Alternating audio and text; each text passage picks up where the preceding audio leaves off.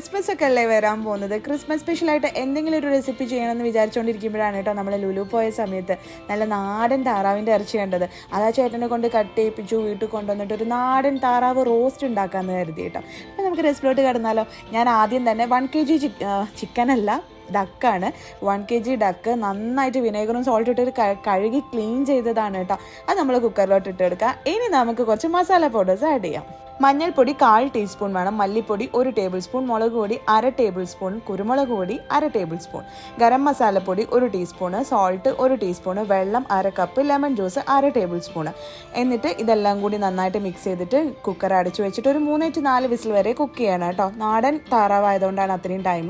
എന്നിട്ട് അതിനൊരു 20 മിനിറ്റ് വരെ ആവിയിൽ കുക്ക് ചെയ്യാൻ വിടാം. ഇനി നമുക്ക് റോസ്റ്റിങ്ങിൻ്റെ പരിപാടി എടുക്കാം. ഞാനിവിടെ ഒരു പാൻ എടുത്തിട്ടുണ്ട്. 3 ടേബിൾ സ്പൂണോളം കോക്കനട്ട് ഓയിൽ അതിലോട്ട് ആഡ് ചെയ്ത് കൊടുത്തിട്ടുണ്ട്. 2 ഓണിയൻ ഇതേപോലെ കട്ട് ചെയ്തത് ഇട്ട് കൊടുക്കുന്നുണ്ട്. ഇതിലോട്ട് ഒരു 10-11 ചെറിയ ഉള്ളി ചെറിയ പീസാക്കി കട്ട് ചെയ്തിട്ട് ഇട്ട് കൊടുത്തിട്ടുണ്ട്. 1 ടേബിൾ സ്പൂണോളം ജിഞ്ചർ ഗാർലിക് പേസ്റ്റും 3 പച്ചമുളകും ആവശ്യത്തിന് കറി ലീവ്സും ഉപ്പും ഇട്ടിട്ട് നന്നായിട്ടൊന്ന് വഴറ്റിയെടുക്കുക. ഒരു തക്കാളിയും വേണം കേട്ടോ.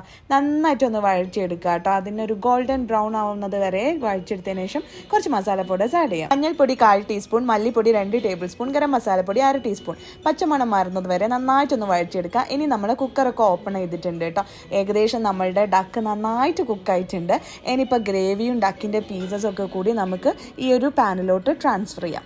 ഇനി നമുക്കിതിലോട്ട് ആവശ്യത്തിനനുസരിച്ച് നമ്മൾ എരിവിനനുസരിച്ചിട്ട് കുരുമുളക് പൊടി ഇട്ട് കൊടുക്കാം. ഞാൻ അത്യാവശ്യം ഇട്ട് കൊടുത്തിട്ടുണ്ട്. നന്നായിട്ടൊന്ന് മിക്സ് ചെയ്തെടുക്കുക. എന്നിട്ടൊന്ന് കുറുക്കിയെടുക്കുക. ഒരുപാട് കുറുകരുത്. ജസ്റ്റ് ഈ ഒരു ഗ്രേവി ഒന്ന് വറ്റിച്ചെടുത്താൽ മാത്രം മതി കേട്ടോ. ഇതേപോലെ നന്നായിട്ട് കുറുകി വരുന്ന സമയത്ത് നമുക്ക് ഫ്ലെയിം ഓഫ് ചെയ്യാം.